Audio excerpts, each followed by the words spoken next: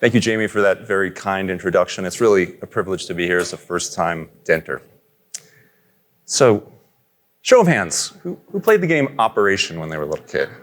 Yeah, I'm surprised. Usually the under 30 crowd, not as much. I actually never had the game Operation. And if you're not familiar with it, or if you need a little refresher, it went something like this. On your turn, use the tweezers to try and remove an ailment of your choice from its position. Be careful not to touch the sides, or you'll get buzzed.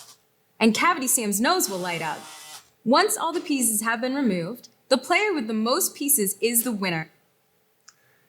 So I actually find it's more favorable for the patient to remain with the most pieces, but really the point of this is that what this kids game is trying to convey is that fine motor skills are an important part of the gig in performing surgery, right?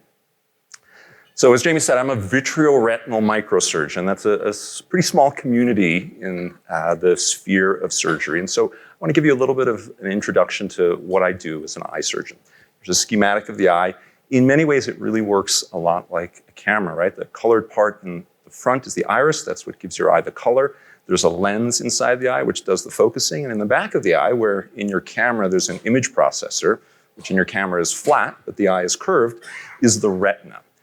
And that's what does the job. It has millions of pixels, as Dr. Berlin pointed out this morning. All of those converge in something called the optic nerve, which is like the video cable. It has 1.2 million nerves per eye that go to your brain for all of that higher order processing that she discussed this morning.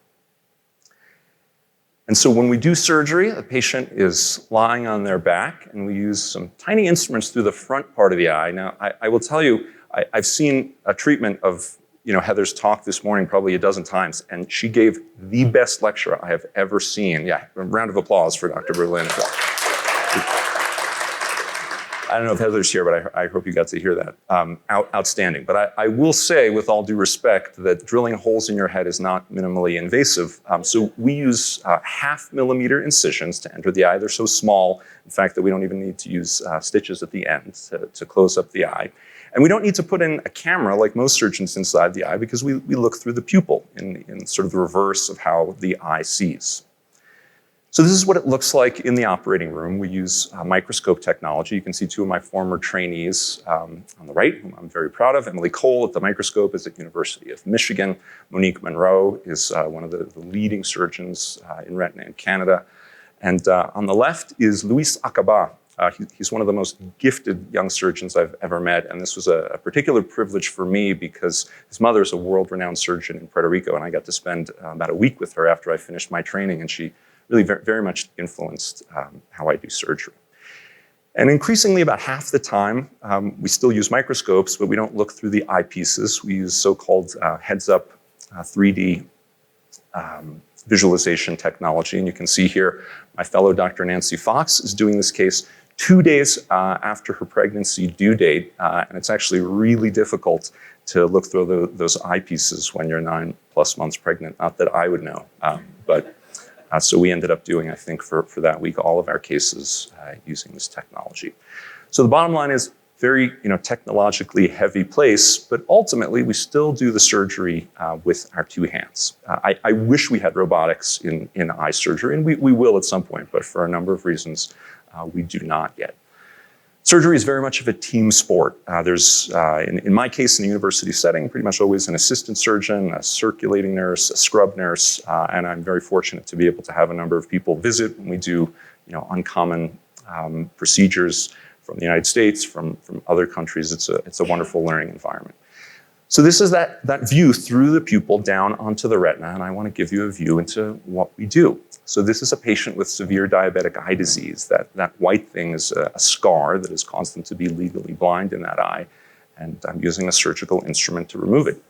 To give you an idea of the scale, of just even of the instruments, this is a toothpick, right? That instrument is 0.5 millimeter. So if I was using a toothpick, this is what it would look like in the eye. And that it's really the thick part that is the diameter. So this is a really small place, okay? Remember the optic nerve? That's that little thing that looks like a white donut just near the instrument. I'm probably within less than 1 millimeter of it. And if I were to impact it, it would probably permanently blind that patient and be much worse than the situation they had that required surgery. So this is truly, truly micro. And sort of here's one of the most demanding things we do in terms of teaching. This patient has a so-called membrane. It looks like a piece of saran wrap. And we're using some forceps, glorified tweezers basically, to take something that is 1/20th the diameter of a human hair off of the retina, which is itself about 1/4 millimeter in diameter, without really touching or impacting the retina as much as we can. You can see the retina is sort of stretching a little bit. Dr. Berlin would probably say those neurons are screaming and very unhappy, but there's really sort of no other way to remove this scar tissue. And as long as you don't injure the retina, it's pretty tolerant of that stuff. If you do impact the retina, here's what happens. This is a patient that was referred to me for this scar that happens. And we often ask patients on a piece of graph paper to sort of draw the distortion that they see. That sometimes helps us guide treatment and to understand really what is happening. And these are the consequences of that kind of distortion, right? In terms of reading and, worst case scenario, if it's functional on your central vision. So what do you need to do this kind of stuff? Well, my patients often ask me, wow, you must have really steady hands. So, what makes for steady hands? Here's Park Sung-hyun, one of the most storied recurve archers in Olympic history, probably the most successful archer in the history of the sport, if any of you follow the Olympics. Incidentally, what does Olympic archery have in common with these other sports? Olympic shooting, biathlon, professional billiards, professional darts. What they all have in common is that you are disqualified if you use a class of medication called beta blockers. This is a really, really common drug that people use for blood pressure control, and it does that by decreasing your heart rate. It incidentally has the benefit that it reduces tremor. And I don't mean the kind of tremor that some people have with neurologic conditions. All of us, if you look under a microscope to some degree, will have some tremor. And interestingly, beta blockers help with that, which is why they are banned in all of these sports. So what about heart rate? So here's my heart rate last week when I was preparing this talk. For those of you who are athletes or pay attention to this stuff, resting heart rate is between 60 and 90 when you're sitting or usually lying down. I stand. My resting heart rate is quite a bit lower than that. And that's just my physiology. I am a long-time runner. If you look at me, I am certainly not an elite runner. This is just my biology. And speaking of shooting sports, here's the one and only time that I went shooting when I lived in Washington with a friend of mine in the intelligence community. This is the last target of the day. This is with a pistol at 25 yards. The range officer and the instructor really thought that I was putting them on. They did not believe that I had not shot before. I don't know, maybe I would have been good at that stuff. And to put things into perspective, here is one of our trainees who's excellent. This is someone who's been a microsurgeon, mainly learning cataract surgery for 3 years and had spent most of a year with us. That's me on the upper right by comparison. And you can see one of the difficult things, again, is the depth perception of understanding exactly where that membrane is and how to grasp it without impacting the retina. So you can see it's taking quite a while to understand, and to do that with the control to remove that 1/20th of a hair diameter structure from the retina. And you can see I've pretty much lapped them at this point. So I know what you're thinking. What a jackass. I mean, talk about surgical God complex, right? Yeah, I know, right? Actually, the message that I hope to convey is that in spite of everything you've seen, accomplishing really demanding tasks is multifactorial. It's about a whole host of things, some of them cognitive, some of them motor, certainly not a collection of uncommon innate abilities, although people love to build a whole lore around this stuff. So there are some prerequisites, right? And actually, way back when I was interviewing, candidates used to actually be tested for this stuff, and you can't do that anymore because of the Americans for Disabilities Act. But here are some of the things that are important if you want to become a microsurgeon. Fine motor coordination, for sure. Tremor or lack thereof.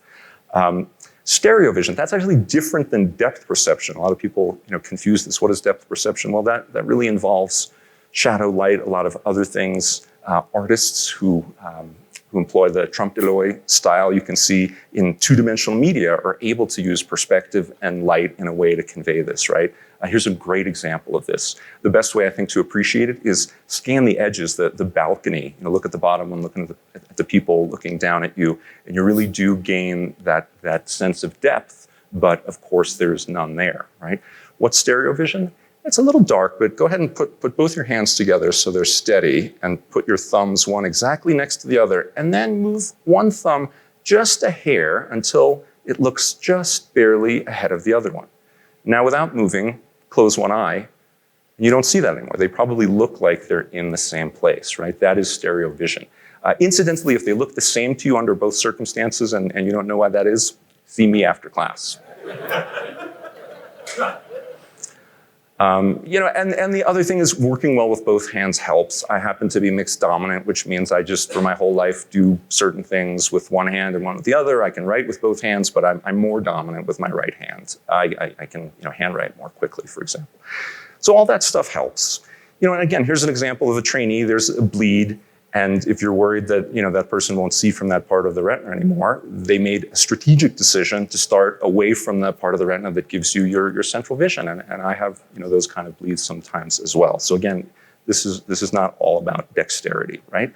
And what about heart rate and tremor and all those things? Well, some of the earliest data we have, and this goes back to the 80s, is that decreasing heart rate, in this case, certainly helped pistol shooting performance. And it really appeared to be an effect directly on hand tremor.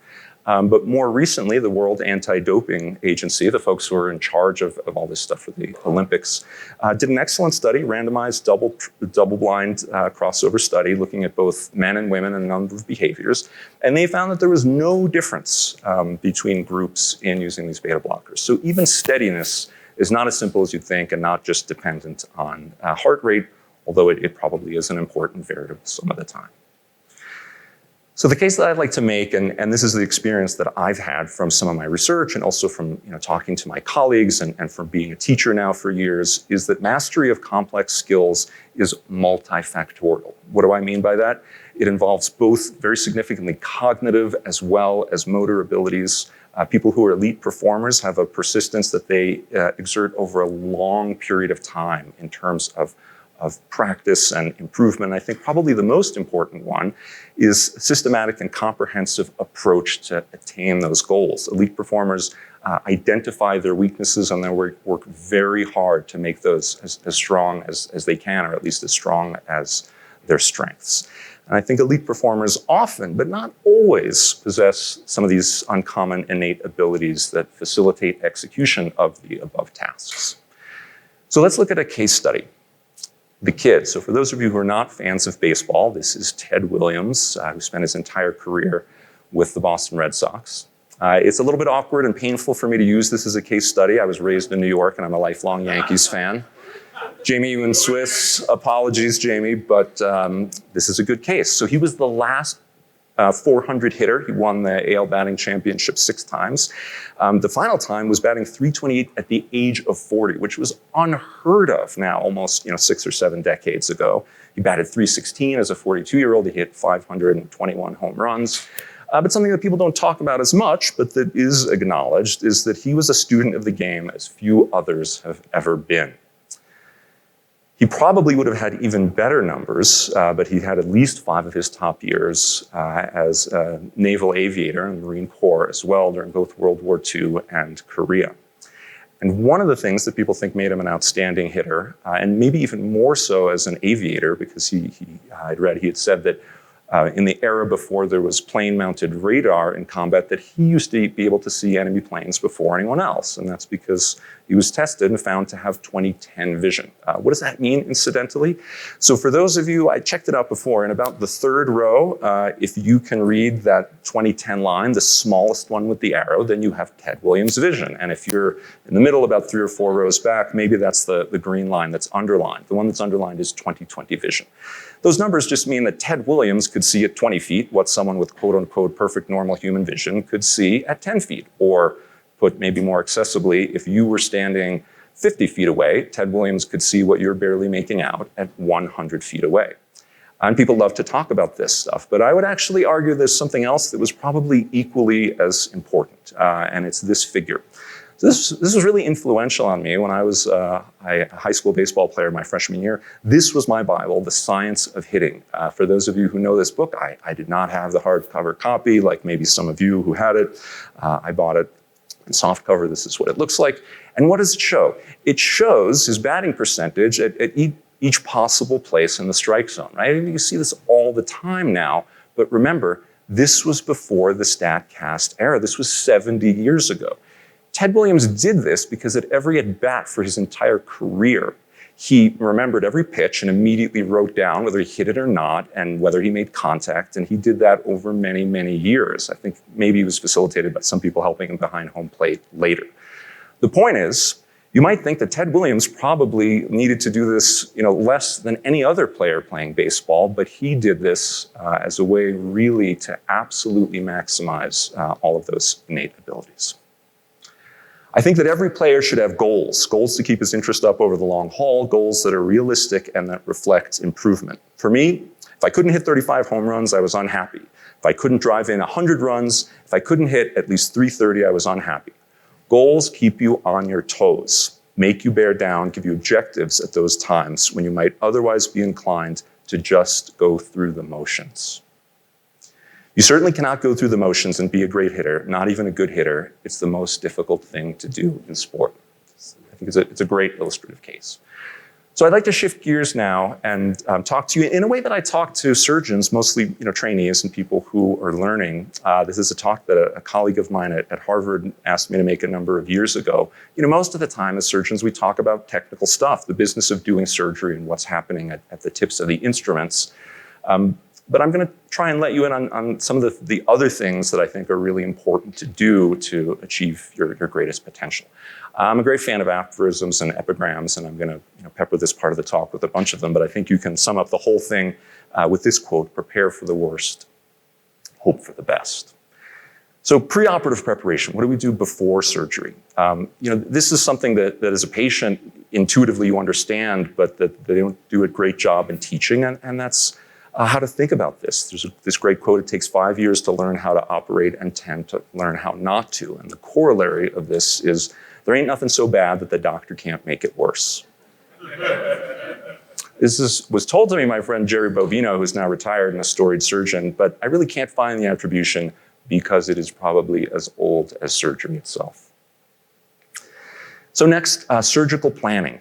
Thinking about exactly what you're going to do before the case starts. And this involves strategy and tactics. For those of you who are unfamiliar with those terms, strategy is just the explicit goals that you want to accomplish, and the tactics are the tools that you're going to use to accomplish them. So, is there value to thinking about that? Well, we have data to show that there is. So this is a randomized clinical trial to look at mental practice, meaning envisioning all of this before, and it showed that, in fact, did improve technical performance for advanced laparoscopic surgeons.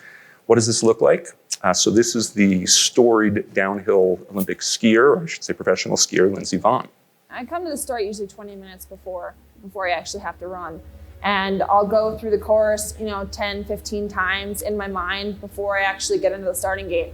But when I'm in the starting gate, I put the course behind me and I just think about 1 or 2 technical goals that I have to work on. So I love this, and if you watch skiing, I'm not a huge fan of skiing, but you can always see skiers with their eyes closed and with their hands, and you literally can imagine them going through those turns at incredibly high speed at peril of their lives, because it's so demanding. But there's data to show that it certainly improves your performance. So what about fitness for surgery? What do we do to make sure we're prepared in that way? So a couple people have already mentioned sleep. The data on this are actually equivocal in terms of acute sleep the night before, but in terms of chronic sleep deprivation, it certainly looks like performance can be affected by chronically poor sleep. And if you're tired, what about consumption of another form? So a lot of microsurgeons will not drink coffee because it makes them somewhat tremulous. So we have some data on this. This is from a colleague of mine in New York who used a simulator to look at this. And he found ultimately that caffeine really didn't have any significant effect on surgical performance. Now, mind you, this is cataract surgery, which is not quite as sort of micro as retina surgery. He did find that beta blockers did help, particularly people in the training phases. Look, I know a lot of surgeons, retina surgeons who use beta blockers. It is not illegal because we're not in a competition. And so obviously this is a tool that people use.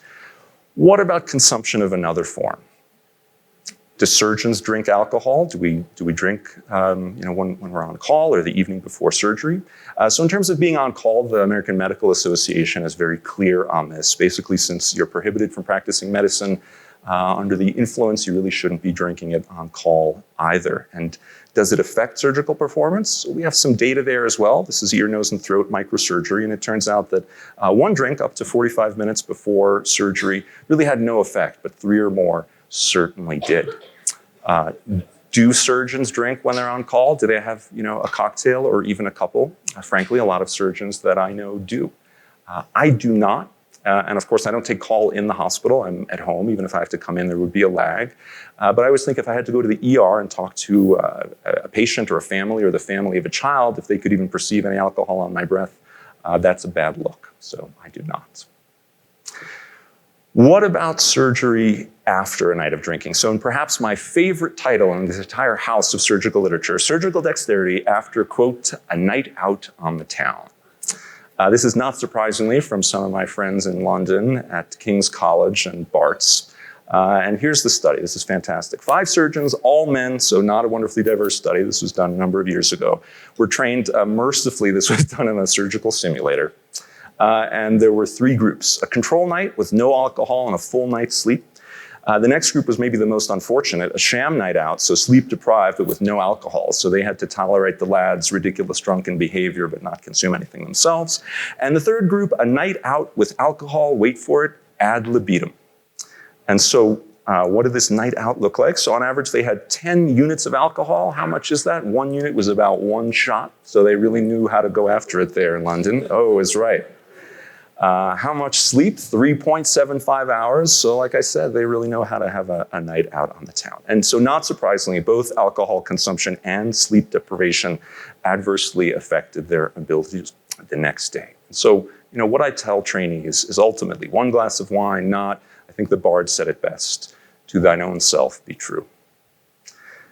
Other areas of preparation, what about exercise? And does it matter what kind of exercise you do on the morning of surgery or the day before? Can you be a runner? What about anaerobic exercise?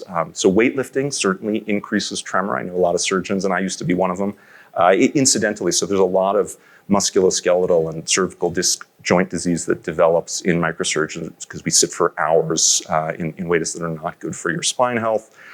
Strength training is good for that. It's something that certainly that I enjoy, but also hopefully will give me more longevity. And this study showed that really it does increase your tremor, but it goes away within 2 hours after a run and about 4 hours after lifting weights. What about another kind of exercise? So yoga. I'm someone who started and became interested in mindful meditation about a year ago, and I found this is a great study on yoga breathing exercises that actually decrease tremor sort of in real time. Breath holding, this is well known in terms of inducing tremor, and this is something I work with in trainee surgeons if they're having any difficulty with tremor during surgery. So I think we can sum up this whole area, know your body, your routines and habits, and plan accordingly in preparing for surgery. This is from one of my colleagues, the chairman at Cornell, Don D'Amico. So now let's talk about what we do during surgery in the OR. One thing that's incredibly important is optimizing team performance. One of the best ways to do this is I like to do a huddle with an overview of the case. What exactly is going to happen so everyone knows the steps and what their role would be. Certainly something that there's no longer, and we have SOP checklists for this that really help, like a lot of other industries. So something we have no room for is this, the tyrant surgeon. I come from a time when I was in medical school 20 years ago where surgeons were yelling, sometimes throwing instruments at the scrub nurse. Obviously this is outrageous and almost completely a thing of the past. It'll get you a good solid HR entire course of anger management. So as my unfortunately departed a year ago dear colleague in Chicago, Kirk Pecco, used to say, never lose your temper with the circulating nurse or scrub tech, and never, ever lose your temper with your anesthesia colleague.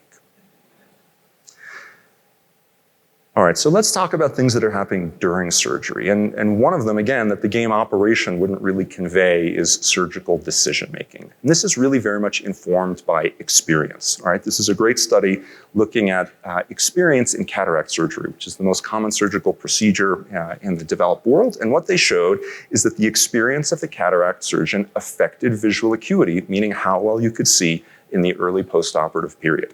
Full stop, right? This is important. This is why you ask your orthopedic surgeon, how many of those hip replacements have you done? So is there any way for us to shift this curve, or are we just all subject to the Malcolm Gladwell 10,000 hours? Well, it turns out there is. This is a great study by my colleague Theodor Grancherev at Stanford, looking at comprehensive surgical coaching. So what does this mean? So this is different than the just real-time feedback that I'm giving Nancy here as she's operating in the OR. This involves structured feedback afterwards, behavior modification. Adam Sachs, who I just met as a new denter and is already a friend, who is an attorney and outstanding pizzaiolo, uses the same kind of feedback that I do, I discovered in both of those pursuits. And that's asking people first, immediately after a procedure, what do you think went well and what was difficult or what didn't go as well? It's I think now, well-established way to give feedback. And this study certainly showed that the trainees scored particularly higher on blinded reviews, again, if you'll excuse the pun, of video of their surgery afterwards by people at other institutions, and they made fewer technical errors. So what about surgical coaching? So this is a piece that came out in the New Yorker from Atul Gawande. The first paragraph is, I've been a surgeon for 8 years. For the past couple of them, my performance in the operating room has reached a plateau. I'd like to think that's a good thing. I've arrived at my professional peak, but mainly it seems that I've just stopped getting better. Right? He makes the case that professional athletes, top tennis players, all of these folks still benefit from coaches. It's not really a thing in the culture of surgery for a variety of reasons, but I think there is a middle ground. These are a number of outstanding surgeons and mentors. On the right is Cynthia Toth. She's a world-renowned adult and pediatric surgeon. Again, this slide is a few years old, but I really have been humbled to recently be recruited to the person to replace her at Duke in terms of some of her surgical education role. The rest of these folks are from Harvard, Bascom Palmer, Stanford, and the lower left is one of the other finest surgeons I've ever met, Stanley Chang. When I've asked them all about this issue of coaching, all of us agree on the same thing. We all really enjoy hearing from trainees, and particularly before or after a surgery that's going to be or has been difficult, but we all feel like it happens much less frequently than we would expect. And that's probably because people feel like they don't want to bother their mentors. But I think the take-home message is reach out. Don't think that just because you're done with a formal period in your life where you're being coached or taught or mentored that you still can't rely on those mentors. So along with decision-making, there's technical execution. What goes into this? Well, practice is one element. Simulators are something that are ubiquitous in aviation. You have to sort of requalify. Interestingly, in my field, it's not as much of a thing. We have them, but there are no requirements for using them. And this is a wonderful study that showed that, among other things, one of the things that simulators do is they're a great warm-up for surgery, even for experienced surgeons. So what's the consequence of that? For all of you, if you are having a surgical procedure, there's a thing, and particularly for people who consider themselves in the know, a lot of my doctor colleagues who are non-procedural say, I want to be first case. Can you make me first case? Which, one of the consequences is like the first plane leaving an airport. There are less likely to be delays if you're first case. But actually, and I've asked a lot of other surgeons, and they do the same thing that I do, your most technically demanding, your most complex case of the day, you want that second. And ideally, you want the first case to be not too taxing, not very long, as some people say, a softball, a warm-up, right? So last note on practice, musicians love this. Amateurs practice until they get it right. Professionals practice until they can't get it wrong. Attention to detail, you'd think this goes without saying. There's really some variability of this in surgery. I'm sort of slightly obsessive compulsive personality disorder type person. I think Dr. Berlin would say I'm a little bit to the left of center, hopefully on that chart. I think this quote sums it up beautifully. And that little more and how much it is, and that little less and what worlds away. So two things that these have in common, both the decision-making and the execution, is they require a great deal of focus, and that generates fatigue. This is an excellent study looking at micro breaks, even 15 or 30 seconds during surgery, and we can't really generate data on outcomes, but the surgeons who did this really feel that this certainly enhances their ability to focus and probably their longevity during the case. So I think we can sum up this whole section with this. I've known technically gifted surgeons with average decision-making ability and surgeons with exceptional insight and average technical ability, and it seems to me that their results are about comparable. And the last thing I want to tell you about is something I call attention to process. So none of you will probably know who this is. If you do, I'd be really impressed. When I show it in a room of eye surgeons, only a few people do. But this is Alfred Blalock. He won the Lasker Prize. He was nominated several times for the Nobel Prize in Medicine and probably would have won it, but he died relatively early for something that was eponymously called the Blalock shunt. And this was for a condition called blue baby syndrome, tetralogy of Fallot, which caused these infants usually to only live a few years. And this really ushered in the modern era of cardiovascular surgery. But if you know who Alfred Blalock is, you really need to know who Vivian Thomas is. So this was in pre-war 1930s South at Vanderbilt in Nashville. And Vivian Thomas was a young African-American man in that era with only a high school education who applied for a position in the laboratory to care for some of the animals that were used in surgery. And Blalock saw something in him. He was very, very detail-oriented, and he started to teach him experimental surgery. And Thomas was really an autodidact. He learned more and more, and he was actually the one who developed the technical parts of this surgical procedure. In fact, there's somebody else who didn't get enough credit at the time, and that was Helen Taussig, the pediatric cardiologist that really sort of spurred them on. And it is now called the Thomas Taussig Blalock shunt. There's a wonderful movie about this with the late Alan Rickman and Mos Def. And the story is that in the last iterations of this procedure, when Blalock was watching Thomas do it and learning how to do it, Thomas was actually in the OR with him the first time he did it and sort of talked him through it.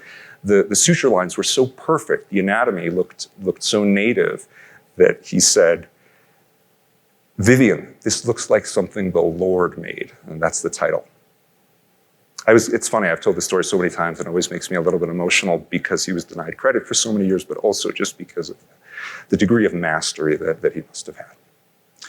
So what did they have in common? An imperfect drape was a fireable offense. What does that mean? Well, in surgery, when they put that blue cloth on, that's called draping the patients, and it's generally done with a hemostat, a clamp that fixes it. And one of my mentors in medical school, Stanley Brockman, came to train under Blalock, and it was the job of the intern to drape this patient. And when Blalock walked in, he noticed that one of the clamps had slipped a little bit. The drape hadn't moved. You could argue that it was sort of an aesthetic error. And he barked, "Who did this? Brockman, was this you? Get out of my sight. You're fired." Brockman goes to the locker room, puts his head in his hands. He's thinking, how is he going to tell his wife with their young child that they left Baltimore and Johns Hopkins and now he's fired? One of the senior residents sees Brockman and says, "Stan, what happened? Let me guess, you got fired?" Every intern gets fired at least once. Blalock fired me twice during my first year. Just come back tomorrow. He won't even remember that was the case. So for many years, I thought this was just another symptom of this sort of malignant culture in surgery. But then I finally came to realize why both of them had these exacting standards. And I think this is beautifully summed up by Larry Wall, who's not a physician. He's a computer scientist and the founder of the Perl programming language. And it says, make the easy things easy and the hard things possible. Right? So when you're pushing your own limits, when you're pushing the limits of human performance, you want to remove every hurdle, every detail so that you can really focus all of your effort and energy and abilities on pushing those limits.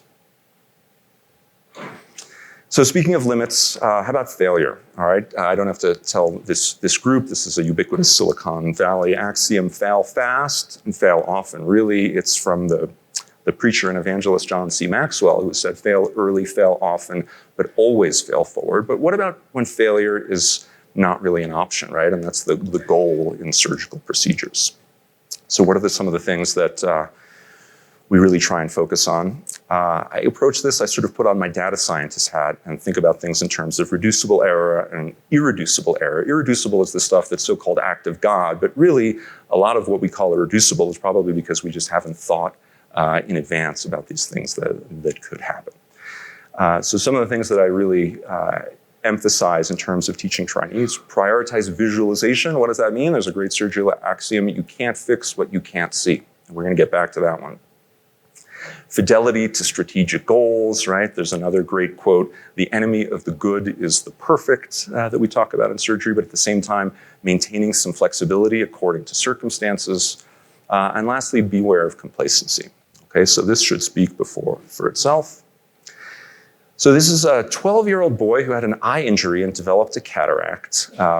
And sort of we're removing the cloudy lens, and inside there was a bunch of blood in the eye, and we've taken that out, and there's this last little bit of blood in the back of the eye. Right, and now it's become a horror movie. This is actually the first time I've given this talk to a non-technical audience. Usually the whole room is filled with, oh. The pediatric ophthalmologist sitting next to me literally did one of those gasps during, which is the only acceptable way in surgery to say, oh shit. This is a great quote from Samuel Shem, who wrote a satire in the 70s about Mass General Hospital. At a cardiac arrest, the first procedure is to take your own pulse.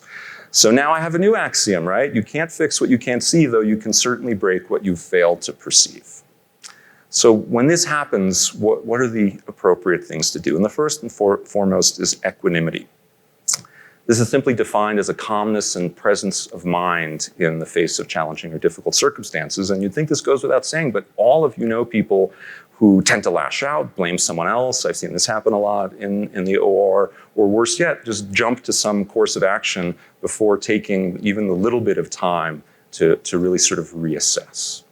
Algorithms and protocols, there's a reason that first responders and trauma surgeons have these protocols to really help you under those moments of duress, but at the same time, maintaining flexibility according to the circumstances, and seek the counsel of your fellow surgeons. So ultimately, I was able to get control of the bleeding, and once I was able to assess what was going on, that little puff like a steam engine indicates that that's arterial bleeding at the optic nerve. We were able to finish the procedure, and through sheer dumb luck, it turns out that that vessel was superfluous, and this patient ended up doing very well. But it's an instructive case I like to show. If I grow panicky, I'm lost. And if something goes wrong, if there's some little accident or mishap, some slight miscalculation, I'm lost unless all my faculties are working on high, free from mental tension or strain. The public sees only the thrill of the accomplishment. They have no conception of the tortuous preliminary self-training that was necessary to conquer fear. Which surgeon was that?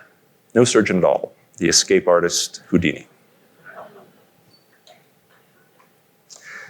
So in retrospect, and I'll end in the last just a couple minutes with this in terms of complications. After a case where I've had a surgical complication, I asked myself, what could have been done differently? Complications bother me. They make me mad. If that's no longer the case for a surgeon, it's time to hang it up. This is from a colleague of mine who's the former president of our Academy of Surgeons. And what are you aiming for in your surgical training? This is from Atul Gawande. If the bell curve is a fact, the reality is that most doctors are going to be average. What troubles people isn't so much being average as settling for it. Averageness is, for the most part, our fate. And in certain matters, like looks, money, tennis, we would do well to accept this, but in your surgeon, your child's pediatrician, your local high school, when the stakes are our lives, we expect averageness to be resisted. And so I push to make myself the best. If I'm not the best already, I believe wholeheartedly that I will be. So in the last minute, I just want to talk to you a little bit about my research and some of the AI. Some of this is part of a startup, and some of it is really my purely academic mission. So if you're wondering what your Tesla is doing, this is what's going on. This is classification and semantic segmentation. So what is it? It's a stop sign, and most importantly, what are the boundaries of it so that you can avoid it? And we set out to do a similar thing in surgery, which is not really a thing yet, certainly not in my field. One of the ways we can do that is through enhanced visualization. So on the right, the view of some of those delicate structures like the blood vessels is improved. Here's that view where our AI engine is identifying the instruments and some relatively important parts of the anatomy. And we can do that even under bad visualization conditions, sort of analogous to driving in the rain. Here's semi-automated delivery of laser in the eye. And lastly, this is collision avoidance technology. So basically, in the same way that your car can pre-brake, human reaction time is more limited than what we can do with some of this technology. So if any of you are technical, you can read about this in the Journal of the American Medical Association. And in terms of my research interests, what I'm most interested in is starting to measure what differentiates someone from competent to good to outstanding in surgery. There's a couple things that we do, but most fundamentally, it's looking at what the instruments are doing in the eye, but also what the surgeon is paying attention to. So we've been able to generate some metrics, looking at everything from velocity of the tools and acceleration to the total path. That's what that dotted line is in the eye of where the instruments are moving. And in terms of gaze, and this took one entire graduate student lifetime, is marrying the ability to understand where surgeons are looking during surgery with what the instruments are doing. So it's about a 20-minute procedure, and this is why we need machine learning, right? This is a complex path in terms of what we're looking at during surgery, and we can do this with simulators as well. And the most interesting take-home for me from all of this is that this experience and skill assessment is transferable among procedures. What does that mean? It means we trained our AI network exclusively on intraocular retinal surgery, but then we showed it a totally different type of surgery, and we'll probably use something outside of the eye as well. And the performance was not great, but really still pretty decent. What would be the human analogy? That would be like training a network to recognize someone's skill at playing ping pong and then showing them the inside of a Formula racing car, never having seen car racing, much less what's going on outside the car, and having the network be able to predict with a reasonable degree of certainty how experienced that race car driver is. What this suggests is that there is some type of underlying fundamental principles that are the key to achieving excellence. And for someone who's interested in teaching like me, that is interesting. So obviously no time to go through this, but large team working on this in the lab. And the last slide is on mentorship. So a lot of people think of mentors in the sort of godfather role of someone who is sort of all-seeing, all-able, but really mentors, at least in my career, have been nothing like that. I had mentors in medical school. There's Stan Brockman on top, who got fired by Alfred Blaylock. I've had wonderful mentors in my residency and then later fellowship in Harvard in ophthalmology who've taught me microsurgery. But I've also had mentors after I finished training. There's Maria Barracal, Luis's mother, with whom I spent that week, that's been hugely influential. Some of my mentors have been people who I've read their work and really influenced me, and some of them, like Dean Elliott, and the bottom with the blue shirt and yellow tie at Harvard, have become really close friends. And lastly, mentoring is not always vertical, top-down, or lateral. So this is Dahlia Abdullah, my sort of most consistent scrub nurse. And it's been said about scrub nurses that a really good scrub nurse will hand you an instrument before you even ask for it. But I found that a great scrub nurse, early on in your career, when you're being awkward or inefficient, will say, "Doctor, would you like..." The OR is such a formal place. For my entire career, she's still in the OR, calls me, "Dr. Liederman, would you like the Scapin's retractor?" Which is an ego-sparing way of saying, "Hey, dummy, why don't you try it this way? This might work a little bit better." And if you know how to listen and get over your own ego, you can really learn from so many people, and she's been one of my most valued colleagues. So lastly, in terms of my role, if you want to go into medicine or even research, you don't do it for fame. I think this sums it up beautifully. Every artist knows that whatever may be the height she attains, her successors will go higher still. He has built upon foundations laid by others, and others in turn will build upon the foundations he has laid. He can only say to posterity, in Kipling's words, "After me cometh a builder. Tell him I too have known." Thank you.